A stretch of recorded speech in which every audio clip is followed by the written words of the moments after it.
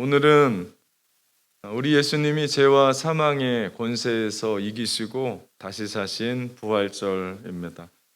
우리 기독교에 가장 큰 두 절기가 있다면 그것은 성탄절과 부활절을 꼽을 수 있습니다. 대단히 의미 있는 날이고 우리 신앙생활에서는 꼭 필요한 날입니다. 성탄절은 예수님이 이 땅에 오신 날이고 부활절은 우리를 위해 죄와 사망의 권세를 이기시고 부활하신 날입니다. 이 두 절기를 지키는 부분도 아주 비슷합니다. 아직 아닙니다. 네. 호흡이 잘 안 맞았어요. 네. 제가 우리 교회의 전통을 하면 내가 올려달라고 그랬는데 괜찮습니다. 이 두 절기를 지키는 점도 비슷합니다. 성탄절을 지키기 위해서는 성탄절 전에 사주의 대림절을 지킵니다. 주님 오실 날을 기다립니다. 그렇게 성탄절을 맞고 또 우리 부활절은 제 수요일로부터 시작해서 40일 사순절을 보내고 부활절 일주일 전 고난 주간을 보내면서 우리는 또 부활절을 맞습니다. 이 모든 절기에는 특징이 있어요. 그것은 나를 구원하시기 위해 구주이신 메시아 예수 그리스도가 이 땅에 태어나신 날이고 다시 사신 날이기 때문입니다. 우리의 구원과 연관이 있어요. 그래서 즐거워하고 기뻐하며 이 절기를 우리는 보냅니다. 우리 교회는 부활절 전통이 있습니다. 제가 비디오를 볼려 했더니 화질이 너무 안 좋아서 그냥 사진으로 몇 가지만 올렸습니다. 부활절을 앞두고 한 달여 전에 우리 셀들이 모여서 부활절 행사 준비를 해요. 우리 교육기관도 마찬가지고 그래서 함께 축제 예배를 드립니다. 이 예배를 한번 드리고 나면 교회의 매력에 빠지게 돼요. 그 정도로 기쁘고 행복한 예배 드리고 우리 이제 후반전을 향해 저 생각엔 달려가는 것 같아요. 그래서 얼마나 그 예배 드리고 나면 기쁜지 모릅니다. 그리고 끝나고 나면 온 시스터즈들이 정성껏 준비한 우리 생각만 해도 침이 도는데 우리 뷔페를 같이 나눠 먹습니다. 역시 잔치에는 음식이 풍성해야 돼요. 그래서 함께 나눠 먹고 함께 풍성한 시간을 보냅니다. 그러다 보니까 이 부활절 설교가 짧아요. 얼마 하지 않습니다. 그런데 코로나 바이러스 여파로 축제가 없고 잔치가 없어지니까 이 부활절 설교가 길어요. 오늘 깁니다. 네. 여러분은 웃지만 제가 힘들더라고요. 원래 한 15분, 10분 하고 끝내야 될 설교를 30분 해야 되니까 제가 어렵더라고요. 여러분에게 부활절이 가장 기쁜 게 설교가 짧은 거 아닌가 그런 생각도 제가 해봤는데 오늘은 깁니다. 아쉽지만 올해는 이렇게 온전히 하나님께 드리는 예배로 하나님께 드리고 내년에는 부활절 우리 교회 전통에 맞게 아주 기쁘게 풍성하게 내년을 기대하며 드렸으면 좋겠습니다. 사람들이 좋아하는 이야기에는요 반전이 있어요. 영어로 찾아보니까 플롯 트위스트라고 하더라고요. 반전이 있습니다. 소설이나 영화는 그냥 밋밋하게 지나가면 재미없어요. 그런데 갑자기 반전에 반전을 거듭하면 매력을 느껴요. 우리 반지의 제왕 우리가 잘 아는 시리즈에 나오는 아라곤 같은 인물이 그렇습니다. 반지의 제왕 1편에 보면 아라곤이 처음에 등장할 땐 이 사람이 좋은 사람이냐 나쁜 사람이냐 막 헷갈립니다. 조금 지나고 나면 좋은 사람이구나 라고 하는 것쯤을 인식하게 돼요. 근데 처음엔 이 사람이 주인공으로 절대 드러나지 않아요. 그냥 떠돌이 검객 조력자 주연이 아니고 조연쯤의 사람으로 등장을 합니다. 그런데 이 이야기가 진행되면서 아라곤은 마지막 인간의 왕으로 나중에는 사악한 사우론 시대를 끝내고 왕으로 등극하면서 드디어 일들을 펼쳐갑니다. 그러면서 우리는 이 소설이나 영화를 보면서 이 반지의 제왕을 만들 톨킨이 얼마나 이야기꾼인가를 우리는 볼 수 있습니다. 생각하기엔 다들 대부분의 얼굴들이 저게 무슨 얘기지 하고 생각하는 분들이 있는 것 같은데 그렇습니다. 그런데 반지의 제왕 톨킨의 이 이야기보다 더 반전에 반전을 기하는 이야기가 있는데 그것이 바로 예수 그리스도의 부활입니다. 인류 최대의 반전 스토리가 아닌가 생각을 해봅니다. 예수 그리스도의 이야기는 우리 이스라엘의 민중들의 희망이었습니다. 그래서 그렇게 예수님을 따라갔습니다. 근데 무력하게 십자가에서 죽어버리셨습니다. 예수님의 죽음 앞에 그들은 실망했고 그들은 분노했고 두려움으로 복합적인 절망으로 가라앉은 그때 그분이 살아오신 거예요. 살아나신 거예요. 여러분 이건 충격입니다. 그 놀람과 흥분의 감격으로 탄생한 것이 교회예요. 그렇기 때문에 신약 성경을 읽다 보면 우리는 그 반전의 흥분의 감격의 감동이 그대로 쓰여져 있는 것을 보게 됩니다. 이것은 신약 성경만이 아닙니다. 이것은요 우리의 신앙생활 안에도 고스란히 반전의 감격의 감동의 흥분이 우리 가운데 있을 수밖에 없는 거예요. 여러분 신앙생활 하면서 가슴이 뜁니까?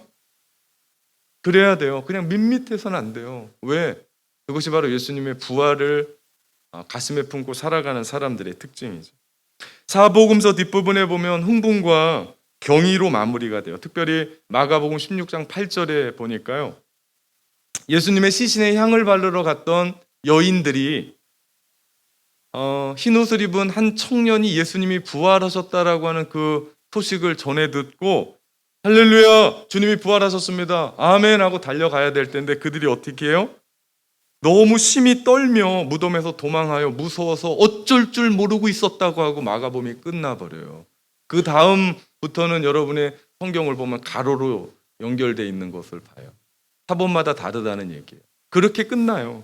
여러분 부활의 소식을 전해야 될 첫 증인들이 그렇게 두렵고 무섭고 아무 말도 못하고 충격에 휩싸여서 끝났다. 그러면 누가 이 이야기를 전합니다. 생각해보면 2000년 전 예수님의 부활을 처음 우리는 지금까지 여러 번 들었으니까 이렇게 밋밋한데 처음 2000년 전 예수님의 부활을 처음 접해봤던 그 여인들이 두렵고 무서웠고 떨었던 건 당연한 일이었습니다. 한 번도 본 적이 없기 때문에 예수님이 그렇게 말씀은 하시긴 했지만 우리가 경황이 없을 때는 그 모든 것들을 잊어버리잖아요. 그들이 그런 경의와 흥분과 두려움 속에 있었습니다. 이것이 부활입니다. 그리고 그 영향력은 대단했어요. 사람들의 태도를 완전히 뒤바꿔 버렸습니다. 무지했던 사람들이 부활을 목격하고 나서는 깨달음을 얻게 되었고요. 또한 회의적이었던 사람이 예수님의 부활을 맛보고 나서는 신앙인이 되었습니다. 절망에 빠진 사람들이 희망을 얻게 되었고 두려움에 떨던 사람들이 담대함을 얻게 되었고 우리 겁쟁이들이 주의 사역을 하는 사역자가 되었습니다. 베드로가 그랬습니다. 예수님이 그 십자가 앞에서 그 수제자가 철저히 실패하고 아무것도 할 수 없어서 그가 고향으로 낙향을 합니다. 그는 비겁했습니다. 그는 완전히 패배자였습니다. 그런데 예수 그리스도 부활하신 그 주님을 만나고 나서 그가 반전을 맞게 되죠. 결국 그가 어떻게 됩니까? 그는 예루살렘의 수장으로 그리고 마지막 주의 복음을 들고 십자가에서 거꾸로 매달아 순교했다라고 하는 이야기가 들리게 됩니다. 야고보서를 쓴 예수님의 동생 야고보는 어떻습니까? 처음에 예수님이 자신의 형이었음에도 불구하고 그는 무신론자였습니다. 회의적이었어요. 불신자였어요. 가족들이 예수님을 전부 다 미쳤다라고 이야기할 정도로. 그러나 야고보가 예수 그리스도의 부활을 맛보고 나서 그가 복음을 영접하고 결국은 예루살렘의 수장으로서의 역할을 감당합니다. 예수님의 부활의 가장 큰 변화를 맛본 사람은 사도 바울일 겁니다. 예수 믿었던 사람들을 전부 다 진멸하여 죽이고 끌어다가 옥에 가두었던 그 한 사람이 다메섹 도상에서 역시 예수 믿는 사람들 교회를 핍박하러 가는 그 길 위에서 부활하신 예수 그리스도를 만나서 인생의 반전을 맛보고 결국 그는 복음을 향하여 전 세계를 돌다가 결국 로마에서 참수형으로 목숨을 잃습니다. 오늘 본문의 이야기는 바울의 이야기입니다. 바울이 부활의 능력을 체험한 자신이 이야기를 고린도 교회에서 간증했습니다. 고린도 교회는요 아주 영적인 교회라고 생각했어요. 그래서 그들이 영적인 신비, 성령의 은사, 능력, 방언, 신비한 것에 아주 매료됐던 교회였습니다. 어떤 한 사람이 성령의 은사를 받아서 그러면 안 되는데 잘난 척을 하는 거예요. 있는 대로. 또 성령의 은사를 받은 사람은 교회에 덕을 세워야 되는데 그렇지 못한 사람들을 깔보고 무시하고 되게 괴롭히고 어렵게 만들었던 한 사람. 바울을 공격하는데 바울 당신은 말은 잘할 수 있어도 성령의 능력과 체험은 없지 않냐라고 바울을 괴롭혔었던 사람이 있었습니다. 이런 사람은 영적으로 자기가 뭔가 많이 아는 것 같은데 가장 부족한 사람이고요. 어리석은 사람 중에 한 사람입니다. 자기가 좀 뭔가 봤다는 거예요. 자기가 뭔가를 좀 안다라는 거예요. 뭔가를 읽을 줄 안다라고 얘기하는데 사실은 가장 부족한 사람 중에 하나입니다. 그때 바울이 자신의 이야기를 합니다. 아마 여기에서 그 이야기는 처음 꺼낸 이야기인 것 같아요. 바울이 말하는 것은 3층 천, 셋째 하늘에 갔다 왔던 이야기입니다. 셋째 하늘은 하나님의 보좌가 계신 하늘이었습니다. 다시 말하면 그곳에서 하나님을 배웠고 그곳에서 말씀을 들었습니다. 그것이 무려 14년 전 이야기입니다. 바울을 대적하고 바울은 영적인 체험이 없지 않냐라고 이야기했던 그 사람이 입이 떡 벌어졌습니다. 자기가 체험한 것과는 비교가 되지 않는 거예요. 너무 놀랐습니다. 아마도 저쪽에 앉아서 침을 질질 흘리면서 바울의 얘기를 너무 부럽게 바라보고 있지 않은가, 그러면서 속으로 생각했을지 모릅니다. 아니 14년 전에 있는 얘기를 왜 지금까지 한 번도 꺼내지 않고 저렇게 감추어 두고 있었을까? 이해가 안 되는 표정으로, 부럽다는 표정으로 쳐다보고 있었을 겁니다. 그러면서 계속해서 그가 얘기합니다. 내가 몸 안에 있었는지 몸 밖에 있었는지 나는 알지 못한다 이야기하면서 그 황홀하고 그 경이로운 이야기를 이어갑니다. 그때 그는 사람으로는 도저히 표현할 수 없는 하나님의 계시의 말씀을 듣습니다. 얼마나 대단했을까요? 하나님의 보좌에 올라가서 사도 바울이 그 하나님의 음성을 듣게 됩니다. 계시를 받게 됩니다. 그런데 문제가 있었습니다. 그것은 영적인 체험이 너무나 황홀하고 얼마나 현란했든지 그 충격은 함께 몸 안에 고칠 수 없는 병으로 자리 잡았습니다. 그래서 사도 바울은 그것을 몸의 가시, 육체의 가시, 사단의 사자라고 표현할 정도로 자기를 늘 찔렀어요. 아니 3층 천에 올라가서 셋째 하늘에 올라가서 그 하나님의 보좌 앞에서 그 계시를 받았는데 그것으로 말미암아 자기 몸에 병이 생긴 거예요. 너무 괴로웠습니다. 학자들은 이 병이 무엇일까를 추측하고 연구했습니다. 어떤 학자는 다메섹 도상에서 정오보다 더 밝은 빛을 보았기 때문에 안질이었을 거다. 누구는 간질이었을 거다. 누구는 두통이었을 거다. 누구는 유대인들이 그렇게 심리적으로 압박을 하는데 심리적인 어떤 병이었을 것이라고 추측을 합니다. 어떤 병이든 사도 바울에게 있어서는 목회하는데 전부 다 힘든 병이에요. 안질이라고 합시다. 눈이 별로 안 좋아서 책도 못 읽고 글을 못 쓰고 성도를 제대로 구별하지 못한다면 목회가 되겠습니까? 간질이라 합시다. 오늘 제가 설교하다 갑자기 쓰러졌어요. 오늘 교회 처음 오신 분이 있습니다. 그분이 그 설교를 듣고 그 다음에 오시겠냐고요. 그 어떤 병도 힘든 거예요. 사실 한 사람만 내 마음 가운데 힘들게 하면 힘든 거예요. 수많은 사람이 좋다 해도 한 명만 힘들게 해도 힘든 거거든요. 우리의 마음은 그래요. 근데 사도 바울 죽기 전에 내가 밥 먹지 않겠다라고 하는 40명이 있었으니 사도 바울이 잠을 제대로 잤겠습니까? 그 압박감으로 오늘날로 말하면 공황장애, 우울증을 앓지 않았을까라는 그런 생각도 해보게 됩니다. 여하튼 변명은 모르겠습니다. 그런데 너무나 아파서 육체의 가시로 날마다 찌르는 거예요. 그 얼마나 고통이겠습니까? 우리 손에 가시 하나만 박혀도 우리는 제대로 잠을 못 자요. 불 켜고 그거 빼고 자지. 그렇잖아요. 그 가시 하나 뭐 그냥 절대 그렇지 않습니다. 근데 사도 바울은 사탄의 가시, 육체의 가시로 계속해서 찔림을 받고 사도 바울이 기도를 하기 시작합니다. 너무 아파서 하나님 고쳐달라고. 사도 바울이 3번을 기도했다고 얘기합니다. 유대인 전통에 기도했다라고 이야기하는 특별 기도했다는 얘기는 40일입니다. 정말 엄청난 기도를 그가 한 거죠. 그렇게 3번 기도했습니다. 완전히 하나님 앞에 고쳐달라고 납작 엎드렸습니다. 그런데 고쳐주지 않았습니다. 정작 3번째 기도가 끝났을 때 병은 그대로 있고 하나님의 음성이 들렸습니다. 그 말씀이 고린도후서 12장 9절에 있는 말씀입니다. 나에게 이르시기를 내 은혜가 내게 족하도다. 이는 내 능력이 약한 데서 온전하여 짐이라. 아니 이럴 줄 알았으면 첫 번째 기도할 때 안 된다. 네 은혜가 족하다라고 말씀해 주시지 3번 기도할 때까지 참으셨다가 왜 이렇게 말씀하시냐고. 이유가 있었습니다. 첫 번째 기도했을 때는 바울이 이해하지 못했을 겁니다. 왜냐하면 바울이 미처 생각하지 못한 진리였기 때문입니다. 이때가 고린도 전서를 쓰기 약 14년 전이니까 다메섹 도상에서 예수님을 만난 지 얼마 안 된, 부활하신 예수님을 만난 지 얼마 안 돼서 사역한 지 얼마 안 됐던, 정말 물불 안 가리고 뛰어다니던, 힘있게 뛰어다니던, 어떻게 보면 그 마음 가운데 교만이 있을 수도 있고, 왜? 부활하신 주님을 자기가 만났거든요.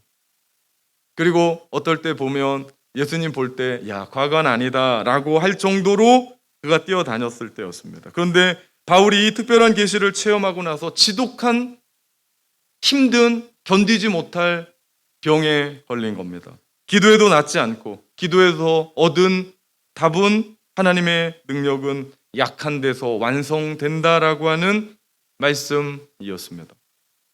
이 말은 내가 잘나고 자부심이 하늘을 찌르고 똑똑하고 누가 봐도 교만하고 정말 말 잘한다라고 할 때 하나님은 역사할 틈이 없다는 거예요. 내가 다 하면 되지. 물론 다 할 수도 없지만 하나님이 어떻게 손 쓸 수가 없습니다. 그 사람들. 그러나 내가 약하고 겸손할 때 우리의 연약함으로 주님이 우리 가운데 오셔서 우리를 통해서 하나님의 일들을 드러내시고 하나님의 능력을 발휘하신다라고 하는 말씀을 사도 바울에게 주신 겁니다. 그리고 사도 바울이 그것을 생전 처음 경험하게 된 거예요. 이는 바울에게서 생소한 개념이었습니다. 사도 바울은 소위 엘리트였어요. 잘 나가는 사람이었어요.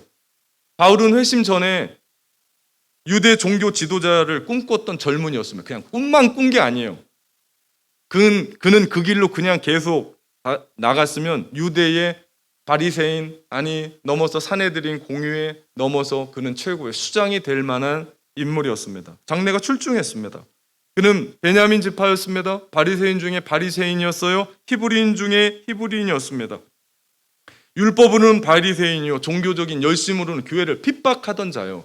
율법의 의로는 흠이 없는 자라고 빌립보서 3장 5절 6절 말씀합니다. 그는 완벽한 사람이었어요. 그런 그에게 하나님의 능력의 역사는 약함이 오히려 좋다라고 하는 것을 이해할 수가 없었습니다. 왜? 그는 지금까지 달려오면서 그 당시에 최고의 학품이라고 하는 가말리엘 학풍에 들어가서 율법을 공부했던 사람이에요. 최고의 엘리트 코스를 전부 다 밟았던 그런 사람이기 때문에 약함이 강하다? 그런 건 없었어요. 강함 때문에 자기가 지금까지 살았어요. 자기가 강함을 드러내 보이려고 교회를 핍박했어요. 자기가 그렇게 하려고 율법은 흠이 없는 삶으로 살았어요.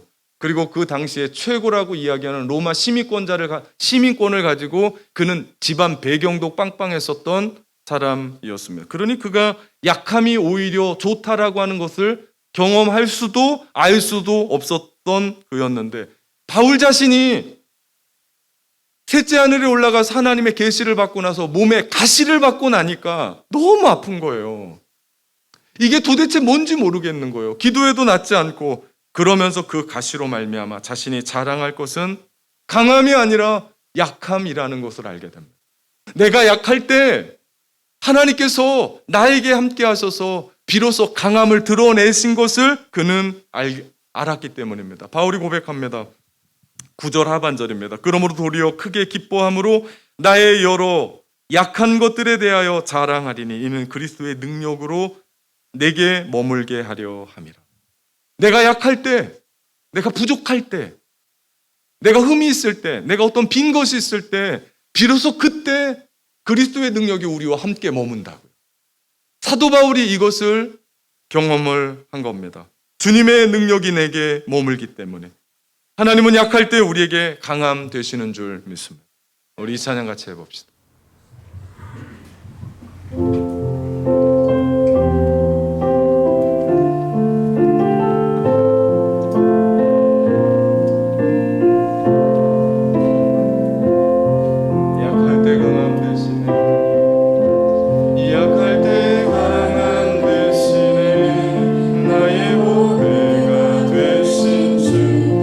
나의 모든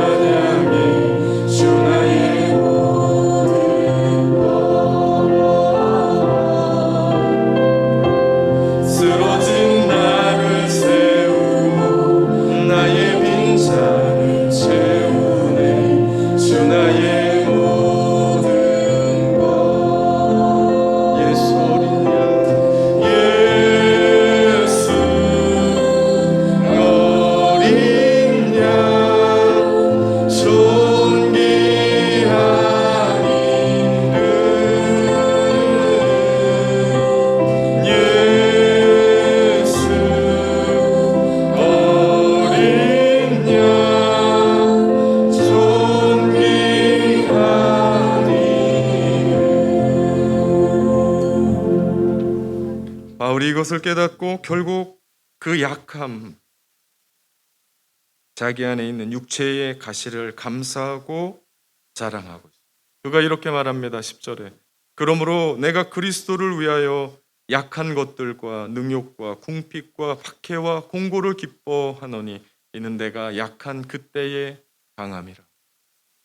이는 내가 약한 그때의 강함이다. 이것은 영적인 신비입니다. 그냥 깨달을 수가 없어요. 교회 다니니까 그렇더라 알 수가 없는 겁니다. 바울이 이것을 깨달았던 것이 바로 부활 신앙 때문에. 이 영적인 비밀의 모델로 예수 그리스도의 고난과 죽음과 부활에서 찾았습니다. 고린도후서 13장 4절 그리스도께서 약하심으로 십자가에 못 박히셨으나 하나님의 능력으로 살아 계시니 우리도 그 안에서 약하나 너희에게 대하여 하나님의 능력으로 그와 함께 살리라. 내가 아니라 하나님의 능력으로, 다시 말하면 죽은 자 가운데 계신 예수 그리스도를 살리신 그 부활의 능력이 있기 때문에 나의 약함이 강함이 됩니다. 그냥 약함이 강함되는 게 아니라 그 부활의 능력을 깨달았었던 사도 바울의 고백입니다. 우리에게 있어서 약함은 뭡니까? 이 약함은 아픈 겁니다. 이 약함은 고난입니다. 이 약함은 수치입니다.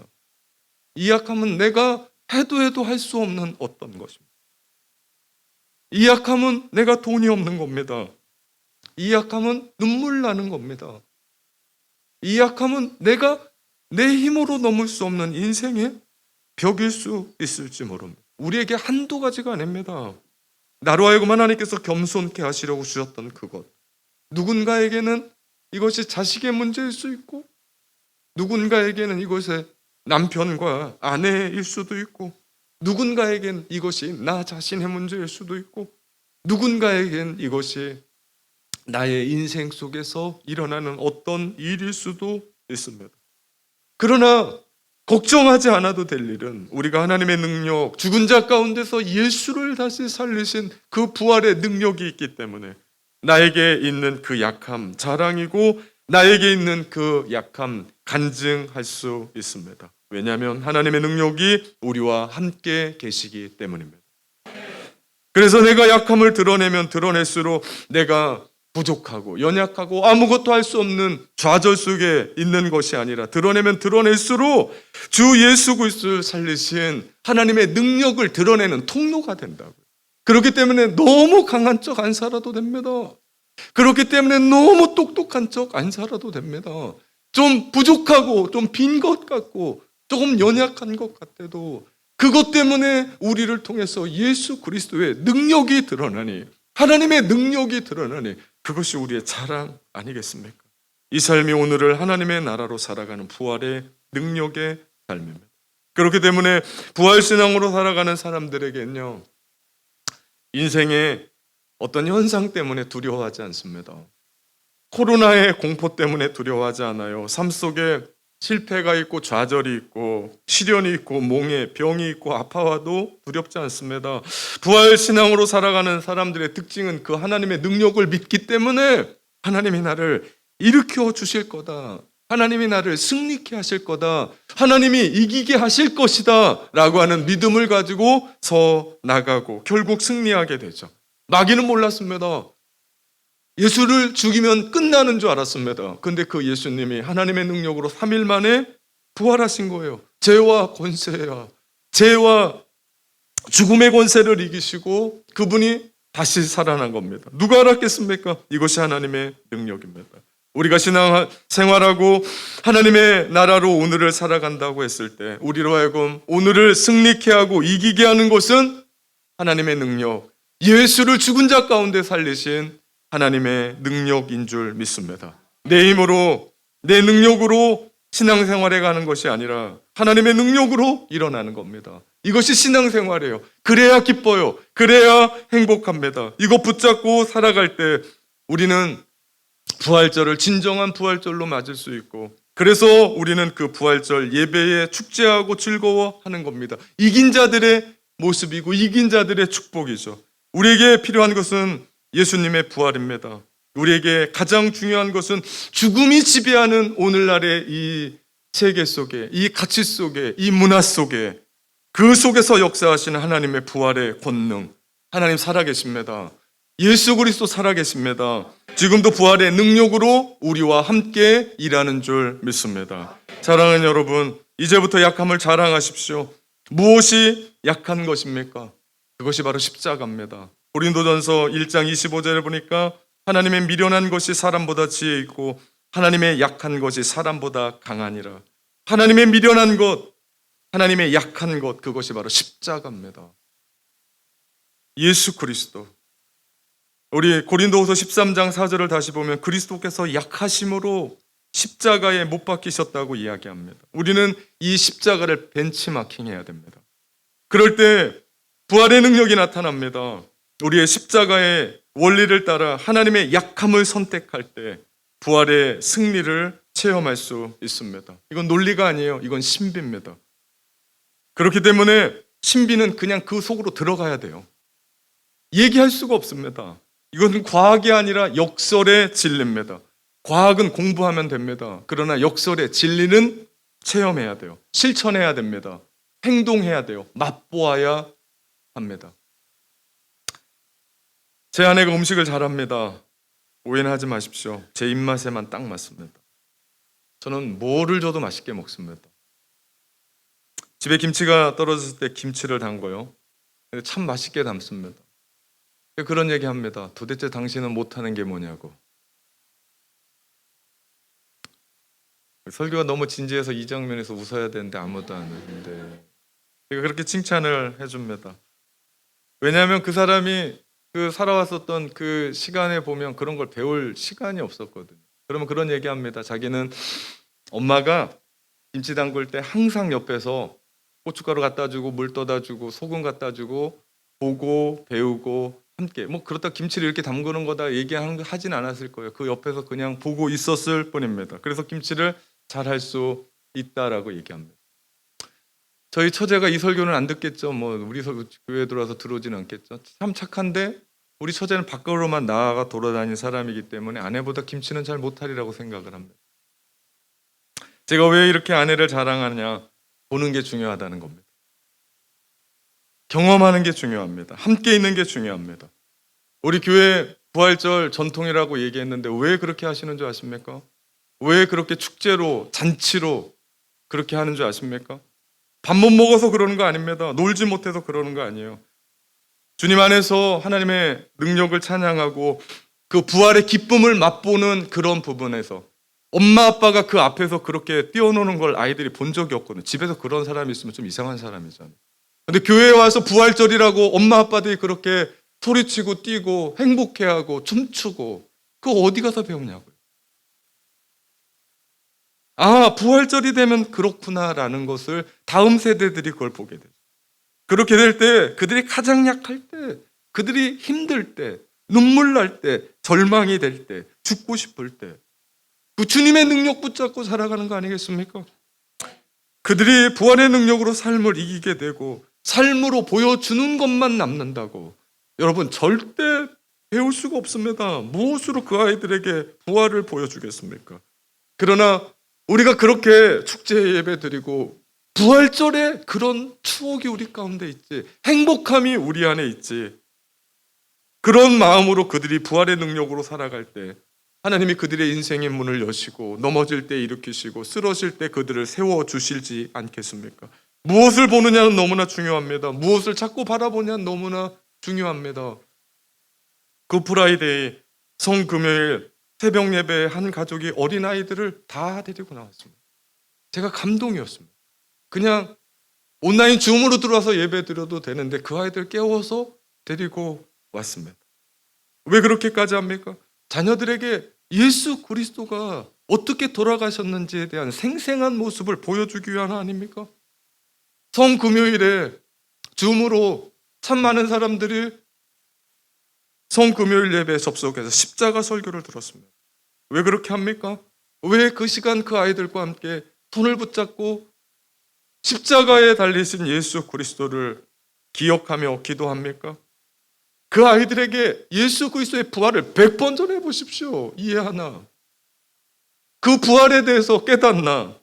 모릅니다. 근데 왜 우리가 기쁘고 엄마 아빠가 왜 기쁘고 왜 교회에서 저렇게 행복하고 왜 우리가 기도하는지 그들이 깨닫게 되면 그들 역시도 우리와 동일하게 부활 신앙으로 일어나는 거 아닙니까? 그럴 때 그들이 승리하는 거 아닙니까? 그럴 때 그들을 하나님 때문에 하나님이 그들의 인생을 붙잡아 주시는 것 아니겠습니까? 사랑하는 참된 가족 여러분, 부활의 능력으로 오늘을 하나님의 나라로 삽시다. 아멘.